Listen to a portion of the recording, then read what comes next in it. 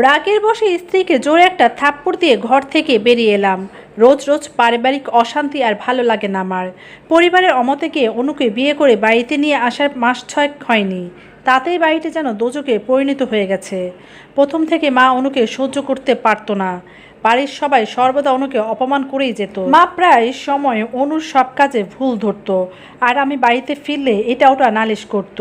কিন্তু আমি এসব বিষয় প্রথম প্রথম কানে না নিলেও এখন এসব শুনলে মাথাটা গরম হয়ে যায়। মাঝে মাঝে এসব বিষয় নিয়ে অনু আমার সামনে ঠোঁট ফুলিয়ে বসে থাকে।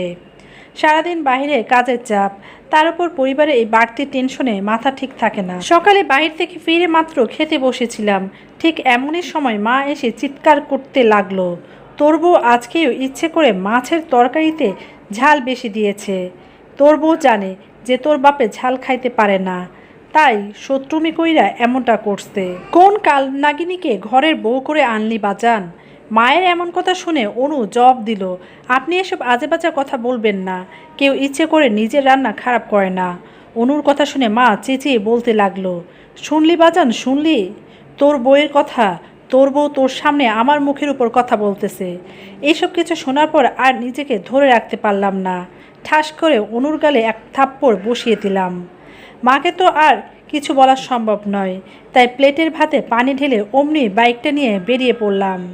ঘন্টা দুয়েকে মা আমার যখন কল দিয়ে জানালো অনু সুইসাইড করেছে, আমার পুরো পৃথিবীটাই যেন অন্ধকার হয়ে আসলো। বাসায় ফিরে দেখতে পেলাম অনুর লাশটা মাটিতে শুয়ে রাখা হয়েছে, গলায় দড়ির কালো দাগটা গভীরভাবে এঁকে গেছে। সব কিছুই কেন জানি আমার কাছে স্বপ্ন মনে হচ্ছিল, কোনোভাবে মেনে নিতে পারছিলাম না। অনু আর এই পৃথিবীতে নেই। বারবার মনে হচ্ছিল অনু হয়তো আমার উপর অভিমান করে এভাবে চুপচাপ শুয়ে আছে। আমি আশেপাশে তাকিয়ে দেখছিলাম, এত লোকের আগমন, চারপাশে এত কোলাহলের মাঝেও আমার ভেতরে যেন প্রবল শূন্যতা।